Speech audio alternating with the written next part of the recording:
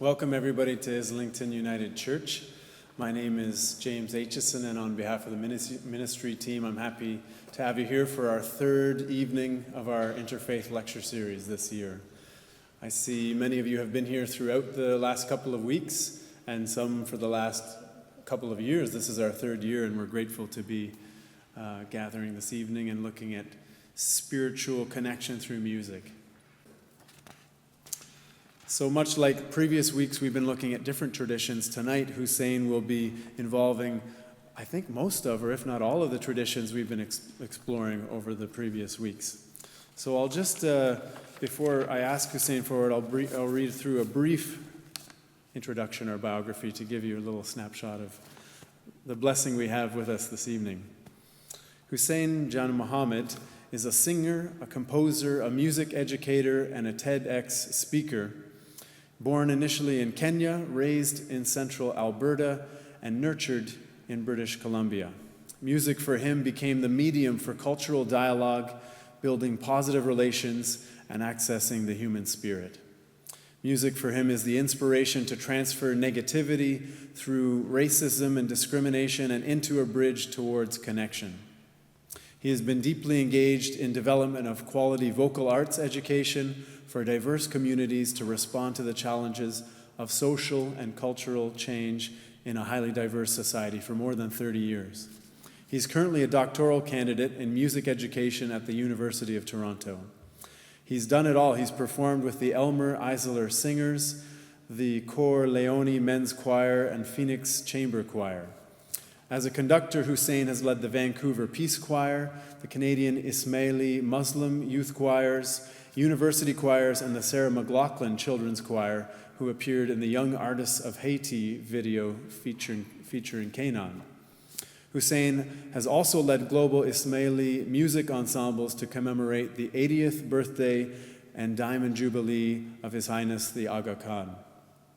As a composer, he's been commissioned by leading music organizations across North America, including Ontario Presents, the Aga Khan Museum, and Amabile Choirs of London. Pardon likely mispronunciations throughout. Hussein co-composed a piece with First Nations composer Russell Wallace for a youth peace choir at a tribute concert to His Holiness the Dalai Lama. As well, he's composed a piece by classical movements, or connected to the community by classical movements, on behalf of the Nye Children's Choir for the 2018 Serenade. Hussein is currently the artistic director of the Awaz Ensemble, an intercultural professional choral collective. We're privileged to have him with us this evening to experience spirituality through music and to learn how we might live more harmoniously with one another. I'd ask you to join me in welcoming Hussein Jan Muhammad.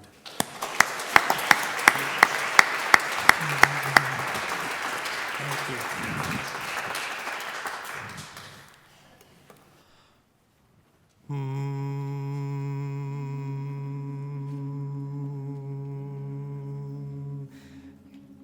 Breathe as you need. Continue the sound. Let's see if we can fill this space up with our hum.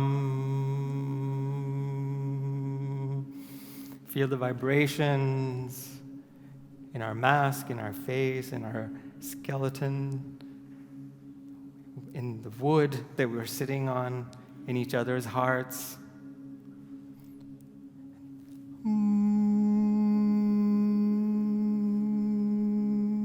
And breathe when you need. It's a good thing, breathing, keeping it going. Oh, na no se, na no se, na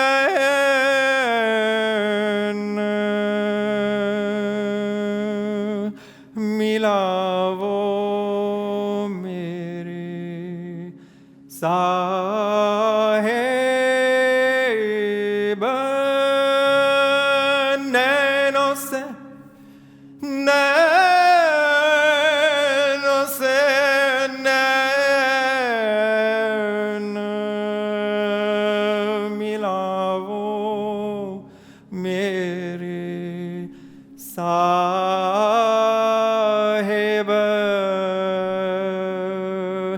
अब तेरी मोहब्बत लागी.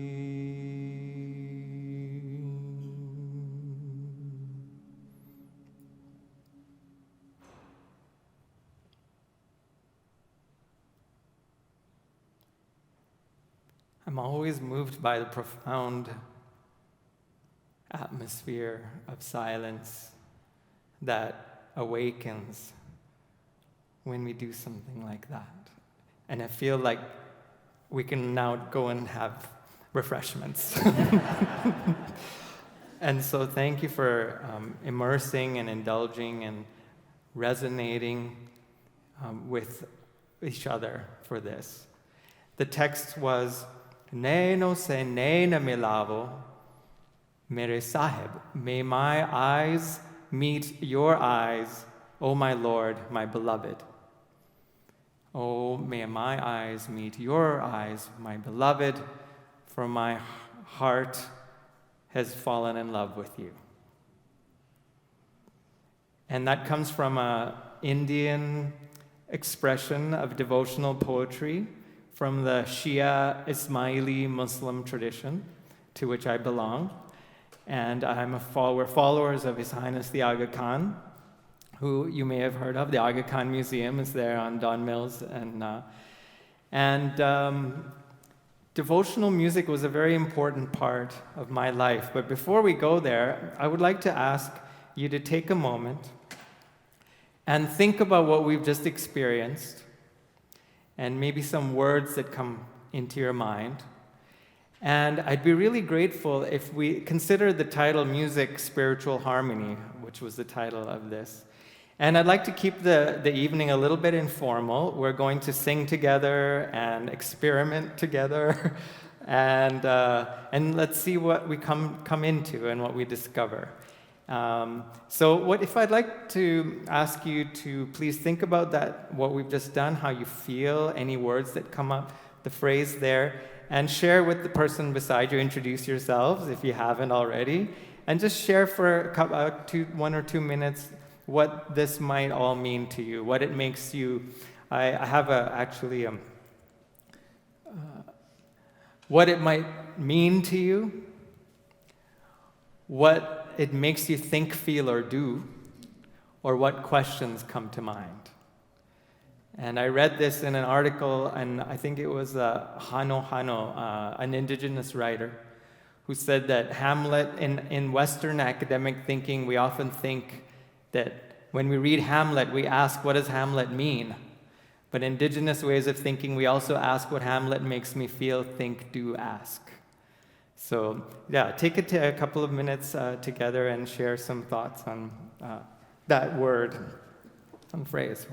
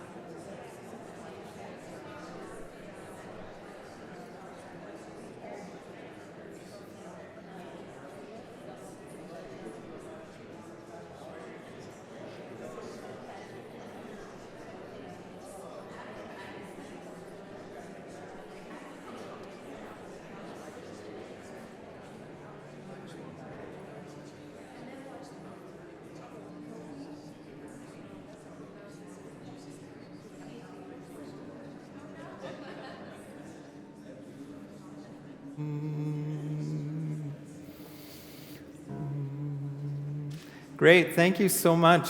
What were some of the ideas or even short phrases if you want to share?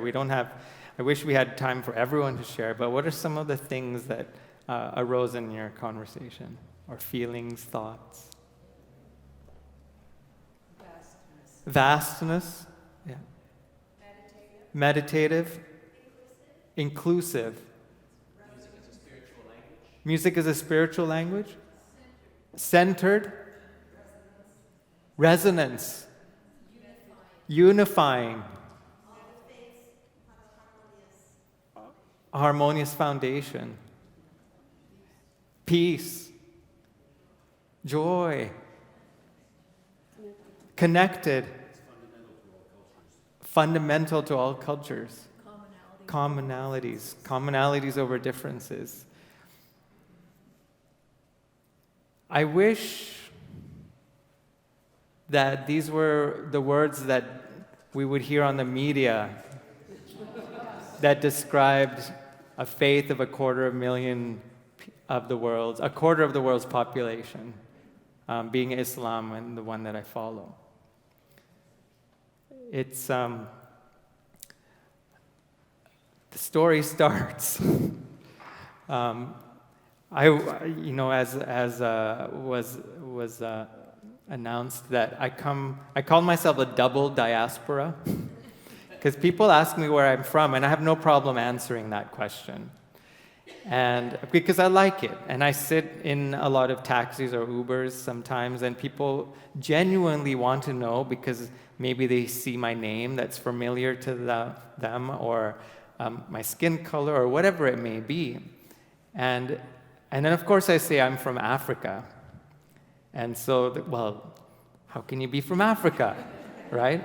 And my ancestors 100 years back are from India. I'm third generation Kenyan from East Africa, and I've been in Canada 44 years with my family. And so I'm multiple and not all and none at the same time. And I actually say that I'm Canadian. And the other thing is that I follow a spiritual tradition that is considered an esoteric tradition that looks at the inner meanings, the spiritual meanings of the faith, the Quran, the teachings of the Prophet, the Imam, our spiritual guide. And that, I would say, is the centering point as my peoples have traveled over time. That centering foundation, that connectedness to the Spirit, which is all important. And a couple of things from our tradition include the notion that we come from God and to God we return. Inshallah, as we say, God willing. And that we have a sacred trust that we've made to God, the Creator, to look after His creation, including ourselves, each other, the environment, and that we would seek knowledge to understand the beauties and the mysteries of the divine, and then use that knowledge in service to make a better quality of life, to use it in knowledge production, in developing. And Muslim societies, and many of you know this already, have been instrumental in creating knowledge for the world in astronomy, in music, in the arts, in science, in medical care, in lots of different fields of knowledge. So this is what I've grown up with. And community was a huge, huge part of it. And I just wanted to share these 3 quotes that I found because they resonated. In God, whether we recognize it or not, we all move and breathe and have our being. From Acts 17:28. From the Quran, O mankind, be careful of your duty to your Lord who created you from a single soul, and from it created its mate, and from them twain hath spread abroad a multitude of men and women. And from the Bhagavad Gita, They live in wisdom who see themselves in all and all in them. They're forever free who have broken out of the ego cage of I and mine to be united with the Lord of love. While that aspiration is strong and powerful in my community life and in my life in living in Canada, there was Alberta, 1976, actually closer to 1979. And we were in a small town called Innisfail, which is a town of 3,000 people. And we were one of very few people of color. And like, the stereotypical South Asian family, we had a corner store. And it was on a corner, and it was a busy corner. And it was called very endearingly by my parents, Husna's Mini Mart. Now, if you haven't practiced saying Hussein or Amina or Zainab or Khatun, and you're more familiar with Jane and John and Smith, then Husna was not going to be rolling off your tongue. So words like Paki Palace were commonly used to describe our place. Of course, some parents didn't let their children come into the store because of who we were. And there was a lot of, I would call it misrepresentation about who we are in oneself. And it was very difficult as a 10-year-old, and I feel, touch wood, really lucky. I haven't had physical violence, or had to feel that. But definitely the dagger of words has been damaging in some way. And so, fudgesicle, chocolate ice cream, other words that I won't say, were hailed towards me. And as a 10-year-old, it was very difficult to find strength. And it reminded me of this quote of Archbishop Desmond Tutu. Ubuntu is the essence of being human. When we were in Innisfail, I did not feel human when those things happened. But there was a humanity that came up, and I will tell you when and how.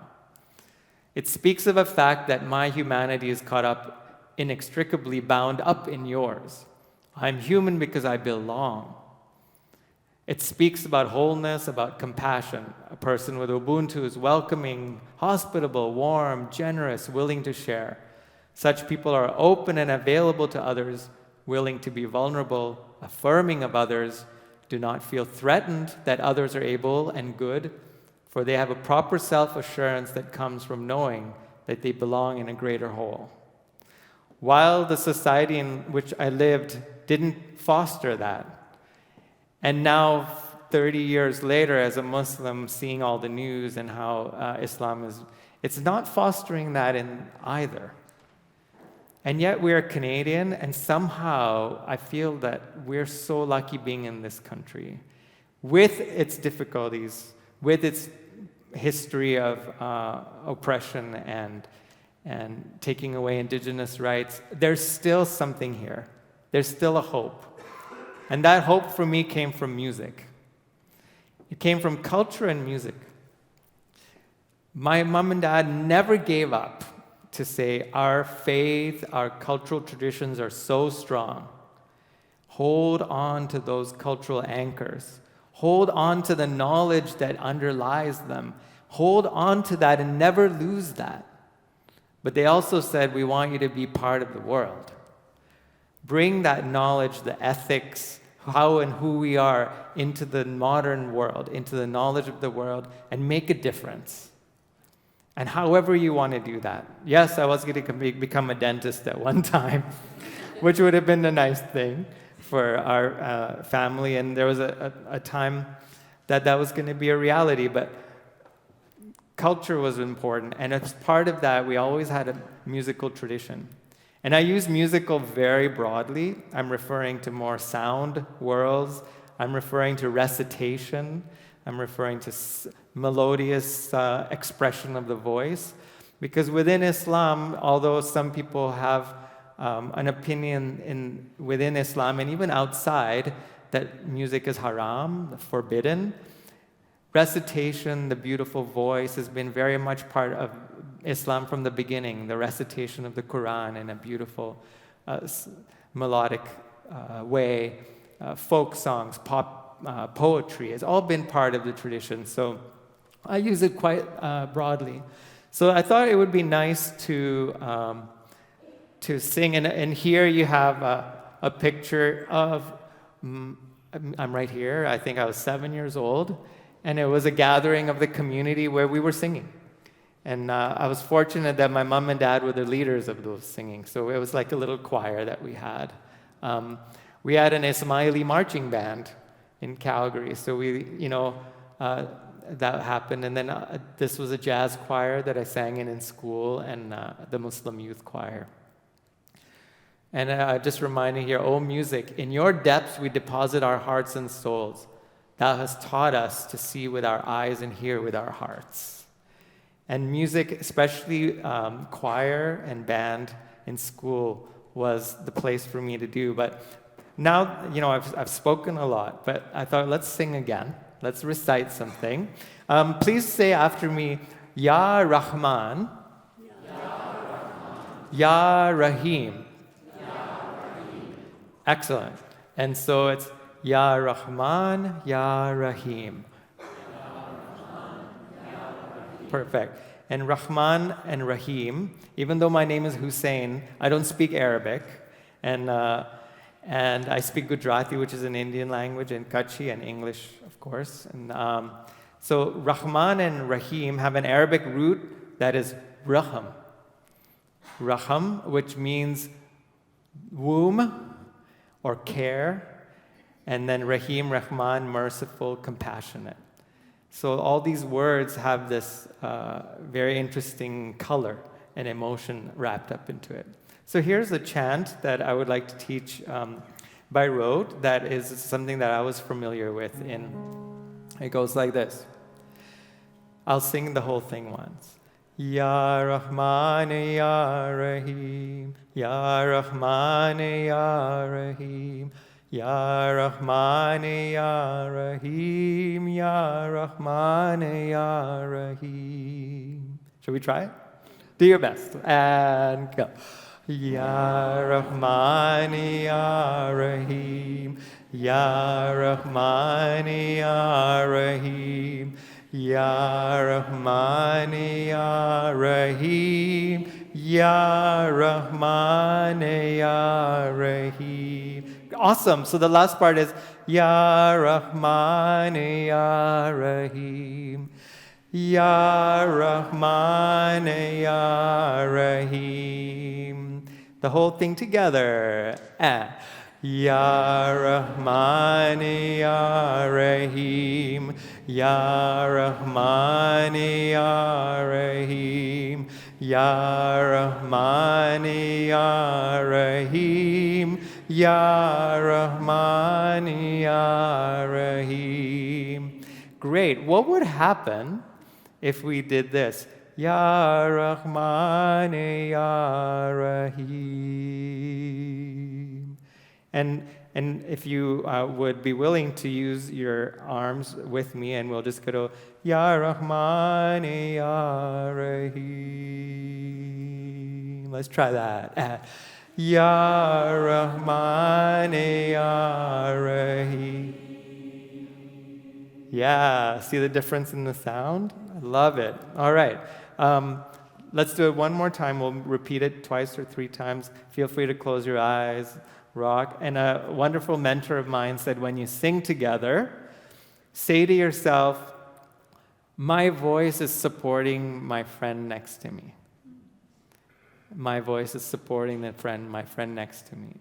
And see if we can unify our sound. And the way I love to think about it is when you have a glass with water and you when you spin or move your fingers around and it creates that. That's what I think about when we sing together. We want to create that feeling. Let's try. And breathing is 1, 2. Oh, not everyone breathed. Yeah. Not everyone breathe. Okay, so here we go. 1, 2, 3. Ya Rahman, Ya Rahim, Ya Rahman, Ya Rahim, Ya Rahman, Ya Rahim, Ya Rahman, Ya Rahim, Ya Rahman, Ya Rahim, Ya Rahman, Ya Rahim, Ya Rahman, Ya Rahim, Ya Rahman, Ya Rahim. Beautiful. When I was 10 years old, I never thought this would happen. And I'm just going to go on it. Can I go on a quick tangent? I was with the singing in the choir, and that's the next part anyway, in Toledo, Spain. And we had gone to Barcelona and Valencia and Madrid, and we sang in all these amazing cathedrals. And then we were driving into Toledo, Spain, which I'd never heard about. I never knew anything about it. This old city around with a wall around it. And the bus went past it all the way up to the new section where the hotel was. The next morning we go down, and I walked through this arch, and I entered. I said to myself, this is a Muslim area. What's going on? I had no idea, but I found out that Toledo was one of those places historically where peoples of many faiths and cultures were together, coexisting. So there's a synagogue there that was created by Muslim artisans. And you see this everywhere. And I felt so moved because I was with the choir, and then we walked into this place, and all of a sudden I heard myself, I saw myself. There was something familiar. And we sat in the cathedral, and it was time to sing. We were in a smaller sanctuary. I don't know what they called. What's that called?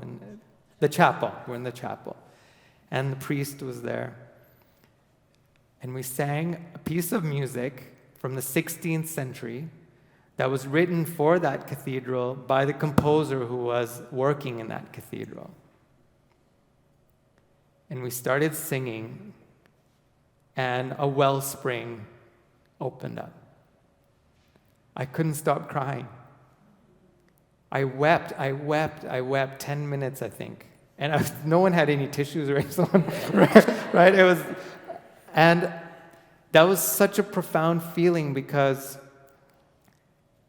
we weren't singing anything like Ya Rahman, Ya Rahim, or anything familiar from the Indian Islamic heritage. It was full-on Christian liturgy. And I opened up. And it made me think about if I can be opened up in sounds from another world, then how can the sounds from my world open up for others that wellspring of emotion? And it was through singing in harmony. There's something about that was lovely. So I thought it would be nice for us to try something. Has anyone sung this before? Yeah, familiar? Let's see. Could we? Yeah, I'll sing it once. Yeah, in the key. Maybe a little bit lower. I'll sing it once. If you know it, sing along. Jubilate Deo, jubilate Deo. Oh, that's too low, isn't it? Yeah, okay. We'll go. Jubilate Deo, jubilate Deo, Hallelujah. Hey, that's not bad. Okay, let's do the first part. I'll sing it once and you sing it back. Jubilate Deo. Amazing. Jubilate Deo.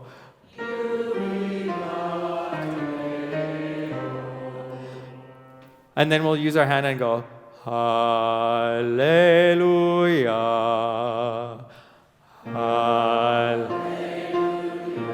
Yeah. Instead of hallelujah. Try. Hallelujah. The whole thing, and Jubilate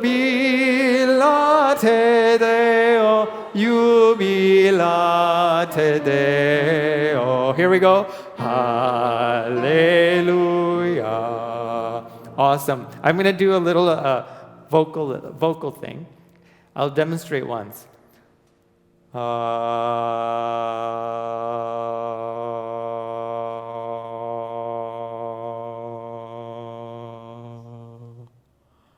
Can we try that? So we'll all start with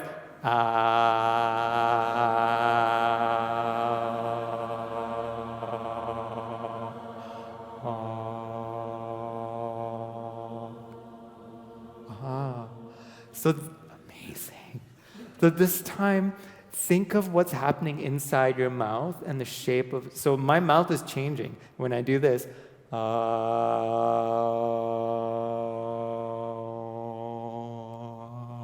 Right? So let's see if we can make some change. And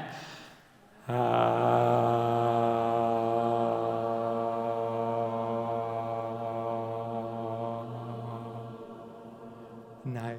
Now keep that feeling, and we're going to sing Jubilate. Right? Here we go. And Jubilate Deo, Jubilate Deo. Hallelujah.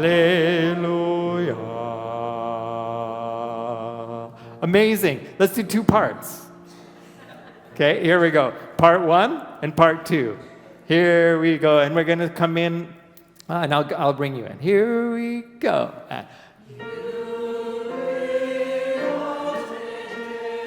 Jubilate Deo, Jubilate Deo, Hallelujah. Great. Deo, Hallelujah. Awesome. That's so awesome. So we'll do 3 groups. We're going to have group 1 over here, and then group 2-ish, roughly, and then group 3 on this end. Let's see what happens. Would we be comfortable with doing something a little silly? Once one of my mentors taught me this. If you have a zipper and you're putting a jacket on, and this is me with the zipper undone, and this is me with the zipper done. Zip, zip, zip. Okay, let's try that. Let's zip up and sit in our chairs. So here we go. Let's try it. Unzip, unzip, zip. Yes, so good. Let's see if we can keep that. Like a saxophone. It's So we're gonna zip up, breathe as one, and do 3 parts. Here we go. Zipped. Check our zip. Here. 3. And Jubilate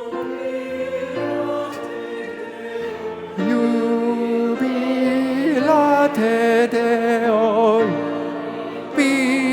Jubilate Deo, Jubilate, Jubilate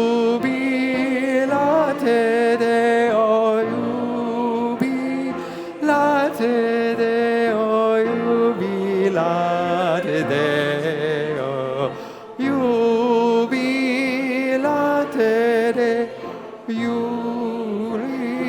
Deo, Jubilate Deo, and hallelujah, hallelujah. On a count of 5 fingers, how confident were you with, so 1 being not so confident and 5 being amazingly confident? Okay, let's have a show of hands. On the count of 3. 1, 2, 3. 4s, some 3s, 2s. Oh, some threes. Okay, if you were a 5 or 4 or even a 3.5, you're going to support those beside you. And if you're a 1 or 2, you're also going to support the 4s or 5s. And see what happens. Ready? And we're going to start with group 1 here now. 2 and you be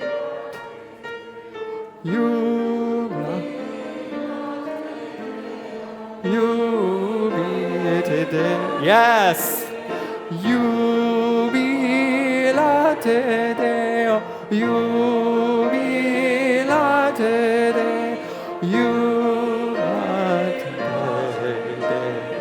You be la today. Oh, you be la today.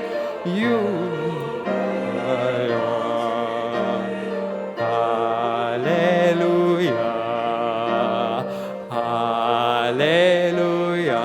Hallelujah. Hallelujah.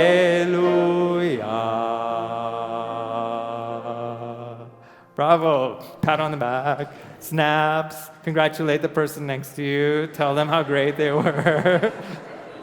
Awesome. And I love this little, I don't know where I put it, but I love this little figure of Snoopy celebrating the love of God. And so, as listeners and composers, we may return to real life disturbed, excited and challenged on a spiritual and social plane by music with hands-on relevance to both our inner and outer lives. Choral music for me was a hands-on resonance with my outer life, because it was what I did in school. It was the songs that I learned in school. And most of it at that time was actually Christian liturgy, but disguised as classical music, which is where it came from. Nothing wrong with that. But it just wasn't what was on my inner world. And the chant that we sang and recited came from my inner world. But somehow, these two inner and outer worlds connected. And when I sang in choirs, there was one time where we had a concert in a church. And it was a very special ceremony commemorating the new moon. And my aunt was visiting, and she said, "Are you coming to Jamaat Khana," which is the name of our prayer hall, Jamaat Khana? And I said, "Actually, no, I'm going to celebrate Chandrat at the church down the road because I have a concert." She said nothing to me. And my father gets a phone call. "Please watch out. Your son is going to become Christian if you don't be careful." And I'm grateful to say I became more Muslim than ever through choir. But it wasn't the big M Muslim, the ritual, the external. It was the internal. The small m Muslim, which means to submit. The Muslim that submits to the divine through the social hearing together and creating that harmony brought my faith up stronger. And then it was time to figure out how to express that beautiful feeling in a language that is of this world and another world at the same time. So one of the things that we did, very simply, was to recite a traditional chant in harmony. And so I'm thinking if we can do that, that would be really nice. And so remember the chant. It goes, Ya Rahman, Ya Rahim, Ya Rahman, Ya Rahim, Ya Rahman, Ya Rahim, Ya Rahman, Ya Rahim. Great, and we can, if you can, zip up in your chair. Yeah. Ya Rahim. And see if we can harmonize. Throw in some harmonies if you like, if that's something you know how to do, or just recite the chant. And if you want, you can even go,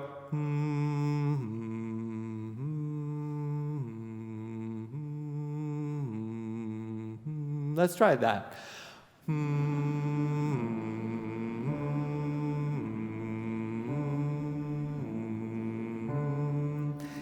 So anything, and add layers if you feel like improvising other things. Let's see what we create together. Here we go. We'll start unison, all in one sound. And Ya Rahman, Ya Rahim, Ya Rahman, Ya Rahim, Ya Rahman, Ya Rahim, Ya Rahman, Ya Rahim. Feel the sound.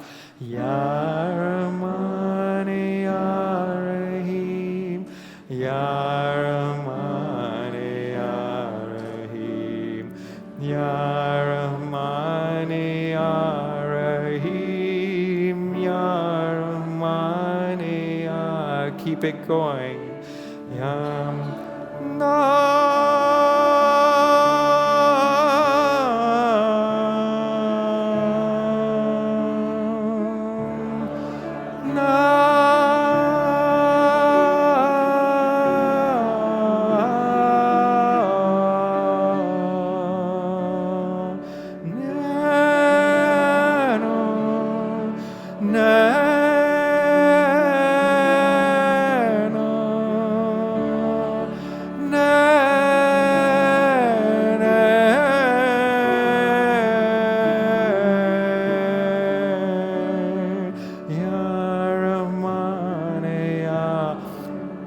Use a different text if you like, a word of love or a word of comfort that you have in your faith, in your tradition, in your family.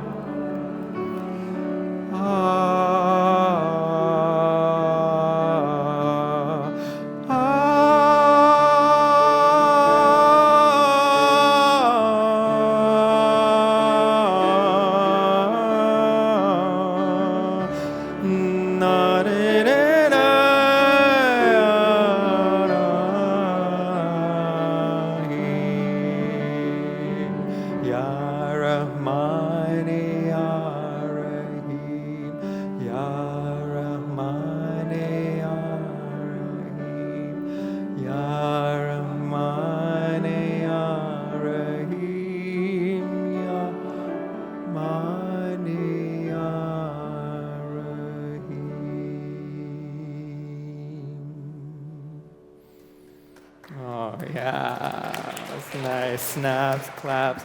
Thank you to the choir and members who have joined today and volunteered their time to be here and help us out, and to Jason and James and for providing this musical support for us. So around.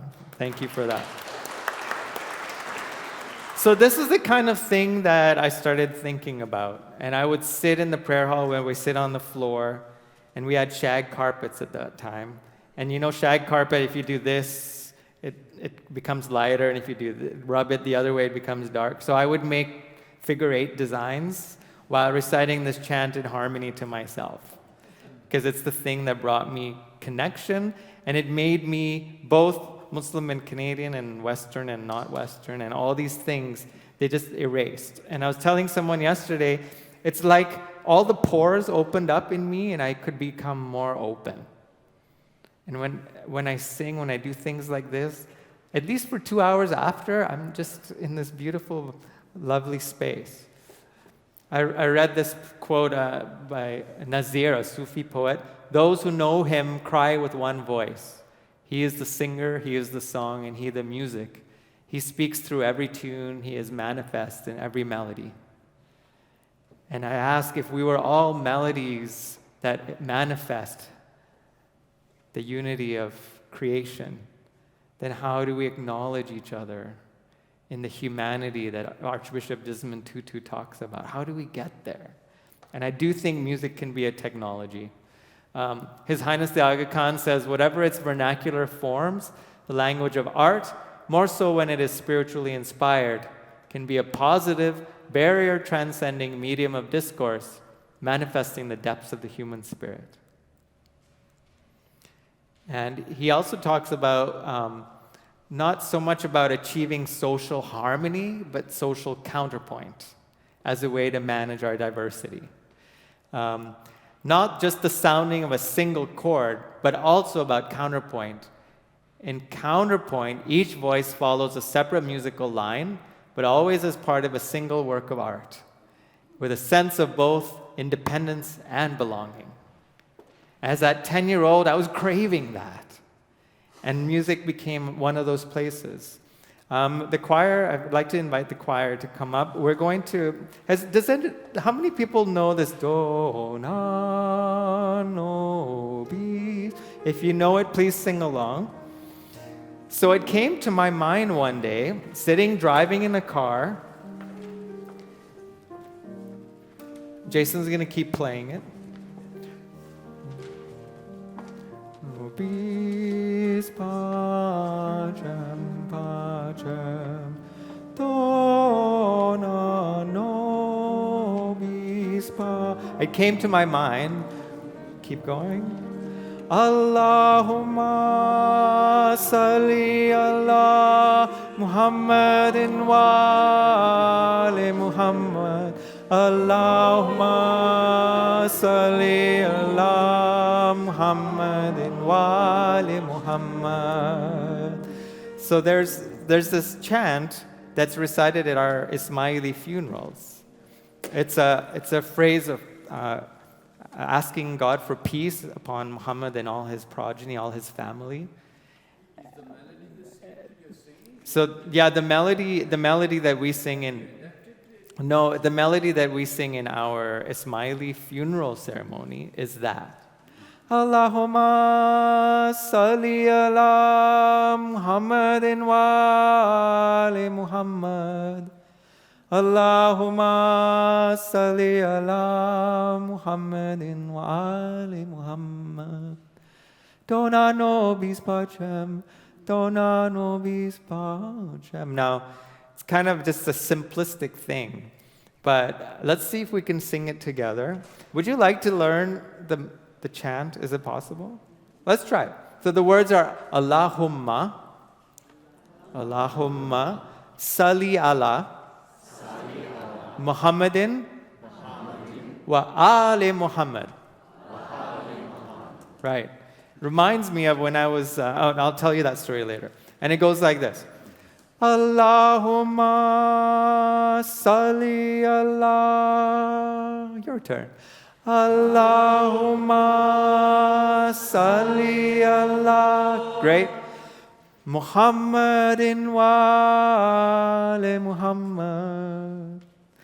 Muhammadin wa ali Muhammad. So that's a little more difficult. So the first part is Muhammadin. Muhammadin wa ali Muhammad.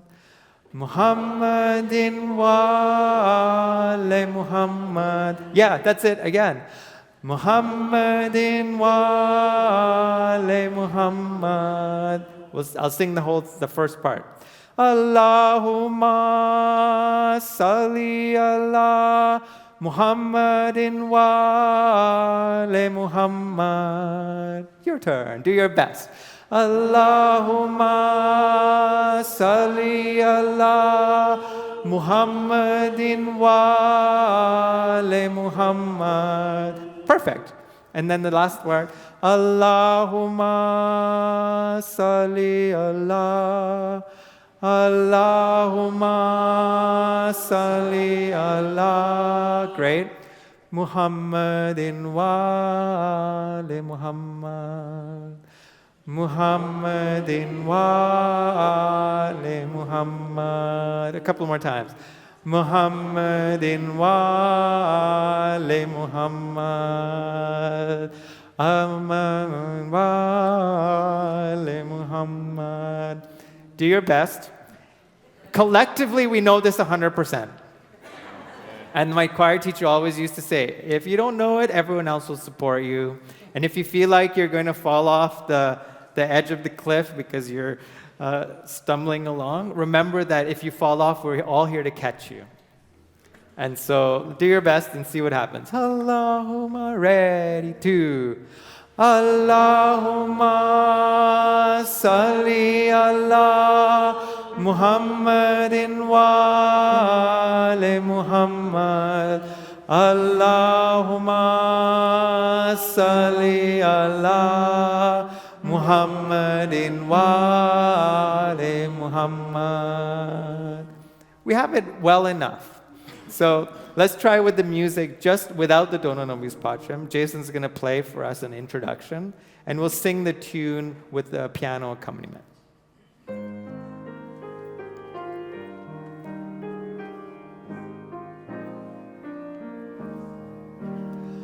Allahumma salli ala Muhammadin wa ali Muhammad. Allahumma salli ala Muhammadin wa ali Muhammad. Allahumma salli ala Muhammadin wa ali Muhammad. Allahumma salli ala Muhammadin. Go to the Dona Nobis Pacem if you know it. 1, 2. Allahumma salli ala Muhammadin wa ali Muhammad. Allahumma salli ala Muhammadin wa ali Muhammad. We'll pause for a moment and let's take time to just reflect on all the souls that have departed in our families, in our lives, in our countries, in other countries. This is a prayer for peace and a prayer for eternal rest of the soul. And let's sing this now with intention and commitment and care. With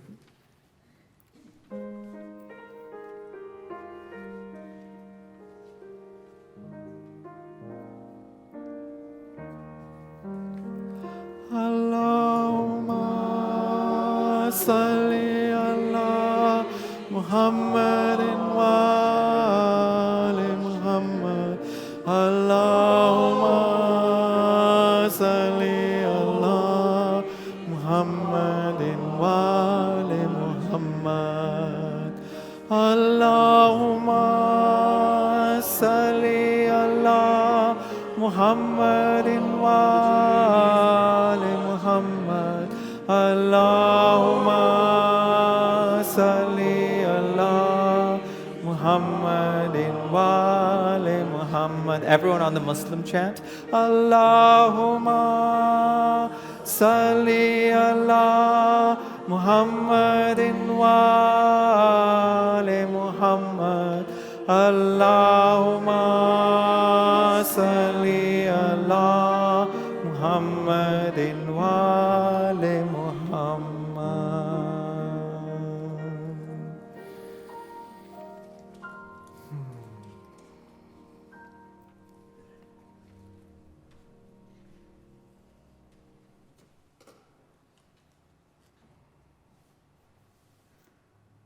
Amen.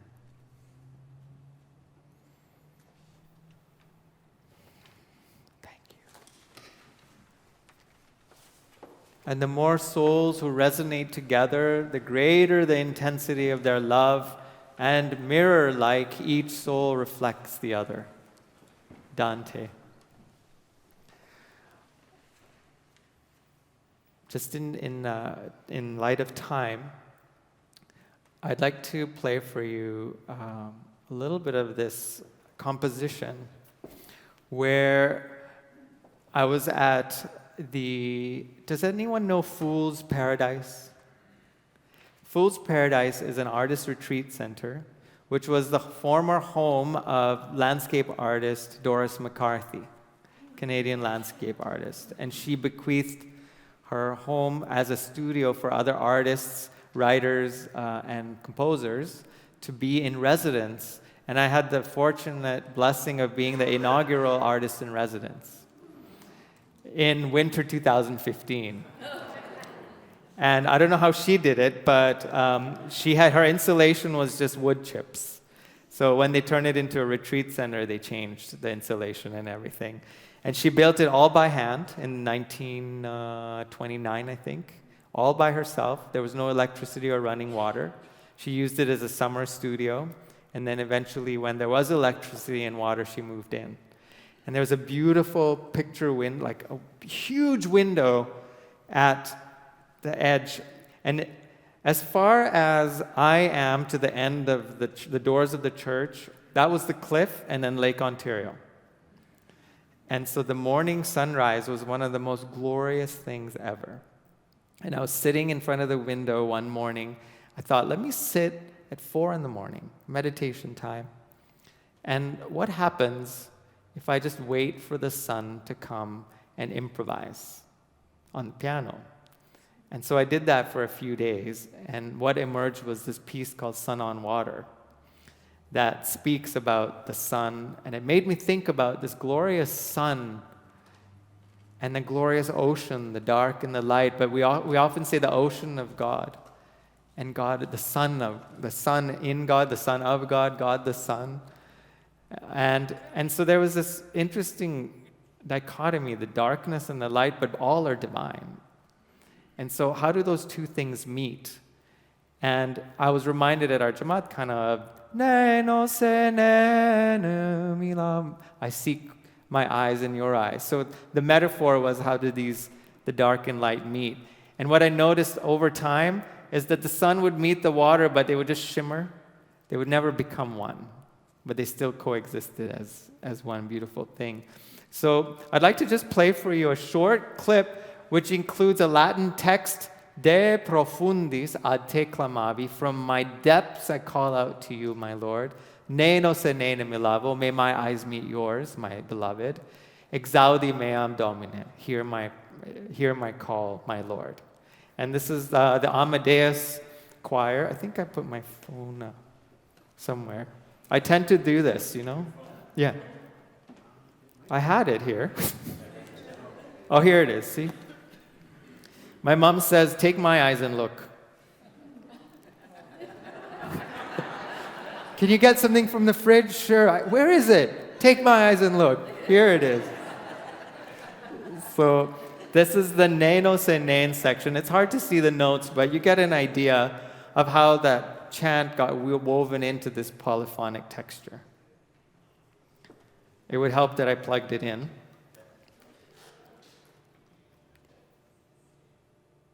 Okay, here we go.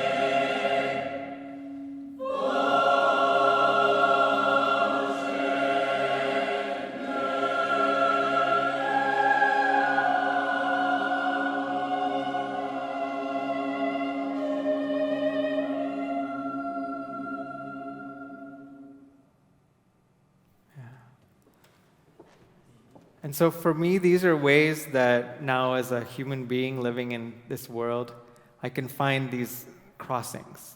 And it's not anymore just beside each other. Let's sing the African song, and then we're going to sing the Indian song, and then we're going to sing the song from here or there or wherever, which is great, but many music teachers don't have that knowledge. And how do you represent everyone in this room and your cultures? So I love this philosophy that what is global, this is Homi Bhabha, he says, what is global is not an end goal. We're going to be a global society. It's who we are right now, who meets, who assembles, how many people are there, what we do together becomes global, and it's in a multi-layered texture. So I'm really exploring how choral sound, which creates that unity, which creates that harmony, is a foundation for something more. And that way, if we can weave into it all these layers, depends on who is in the room. Those layers come in, and creatively we create new soundscapes that are spiritual soundscapes, but that are also socially just soundscapes that we can exist and see and hear ourselves and each other in. Before I end, I thought it would be nice to let me ask you, have you recited this chant? I'm moving a little. It's a 4-part intercultural chant. Has anyone done this with a Om Mani Padme Hum? So I thought it would be a nice way to end with a polyphonic, a counterpoint of sound, with a very straightforward chant. This is by Sophia Song Healer. She's in San Francisco. She wrote something called the Contemplation Chant, and this is an adapted version of it. So the first line is from Buddhism, and it goes like this: Om Mani Padme Hum. And there are many ways to pronounce that, but this is the way that I was taught. And it goes like this. Is that a C? Or is it, let's do a D flat. Let's do a D flat. Let it go higher. And it goes, it's very straightforward. Om Mani Padme Hum. Om Mani Padme Hum. Om Mani Padme Hum. Beautiful. And the great thing is about singing in choirs that if every part is strong in itself, then together we can rely on creating that harmony. And it's such a beautiful metaphor of how can I help you to be the best person you can be, and how can you help me be the best? So together we can be amazing. And then with that amazingness, we can help the world. So that's Om Mani Padme Hum. The second part is from Islam. There is no deity except God, a affirmation of the oneness. And it goes like this: La ilaha illallahu. La ilaha illallahu. La ilaha illallah. Keep it going. La illallah. Om Mani Padme Hum. Om Mani Padme Hum. Om Mani Padme Hum. Om Mani Padme Hum. Om Mani Padme Hum. Great. So you see how what's happening, right? The next part, from the Hebrew Jewish tradition, Eloheinu, our God. Eloheinu.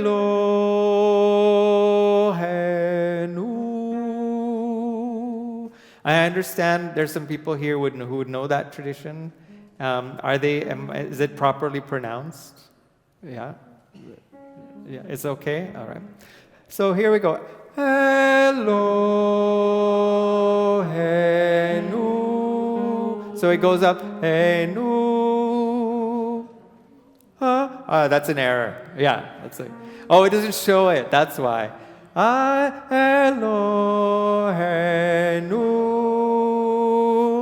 Eloheinu.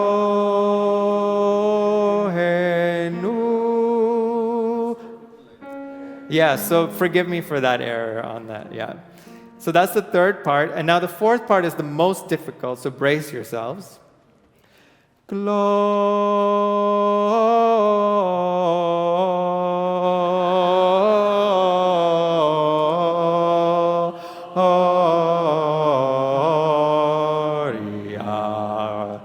in excelsis Deo. Harmonize if you like. Gloria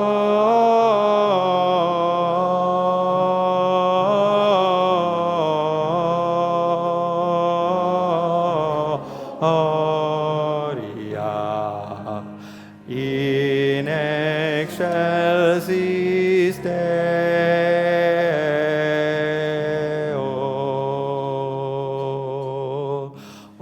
Om Mani Padme Hum. Om Mani Padme Hum. Om Mani Padme Hum.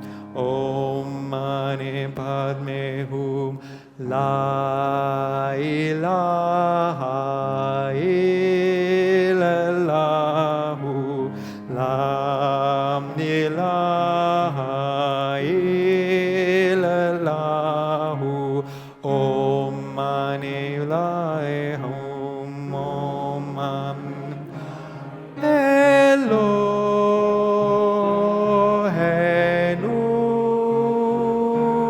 Elo Mani Padme Hum. Om Mani Padme Hum. La ilaha illallahu. La ilaha illallah.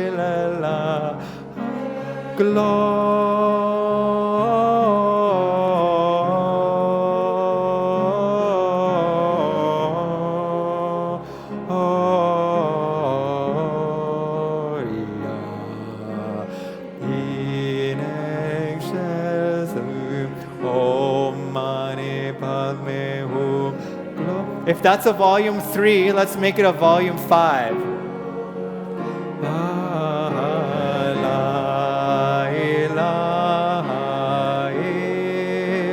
Volume 7.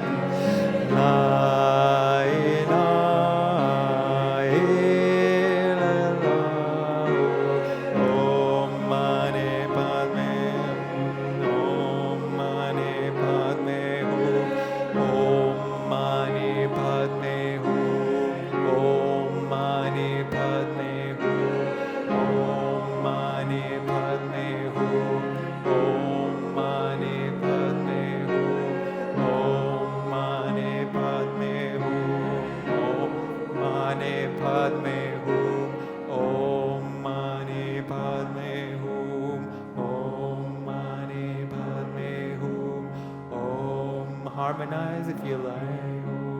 Om Mani Padme Hum.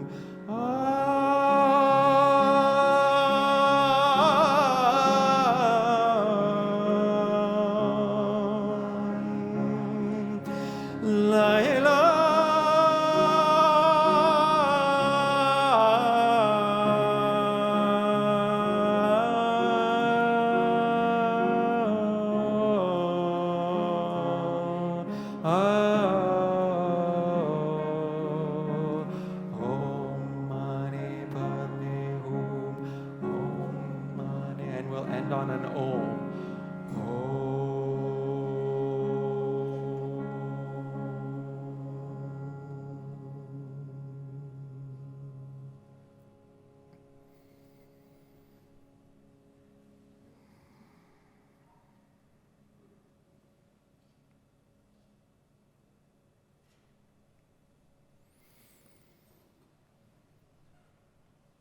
There's that feeling again. In the Quran, there's a verse that says, recite in such a way that people get prickly skin. And I actually never got that feeling from Quran recitation because I grew up here and in Kenya. But I got that feeling in choral music and singing layers and adding harmonies. And now as I think about how we mix together and almost use choral or layered vocal music as a technology of spiritual harmony, of social harmony, and what we can do, how we can harness the knowledge of music and actually say, okay, here's what a musical process looks like. This is what deep listening is. This is what counterpoint is. It's okay that we're kind of doing this when we don't meet somebody or meet someone we don't know. There was a young man I met, I was teaching at a college in BC. He was from the Philippines, and he had only been there 2 years. And I said, how are you doing? And he said, terrible. I'm really depressed. I said, what happened? And he said, there are people from everywhere here. And he said, when I'm at home and the Philippines, I know how to greet someone. I know what the etiquette is. I know what the rules are. I know if I can hug you. I know if I should kiss you, if I know, right? In greeting. And he said, here I meet people from everywhere, and I don't know what to do, and I've lost my identity. Hard to hear. But I think we have an opportunity to see that maybe our identities aren't bound by what's on the outside, but that spiritual heart. And for me, being double diaspora, carrying that spiritual heart through generations, I'm allowed now to bring those values and that knowledge that resonate. Canadian values, Indigenous values, African values are similar to what I understand. And so it allows me to create this new space in music, spirituality. And I hope today that we got a little bit of a taste of that. And I thank you so much. I want to thank Carol and Barbara for immense patience and care and trust and logistical, can you send us that, please? We need that. And collaboration. We met for coffee and we talked so much. And I was so inspired. And I want to say thank you for organizing not only tonight, but all the other, and to your team for organizing the Interfaith lecture series. So thank you to you. Yeah.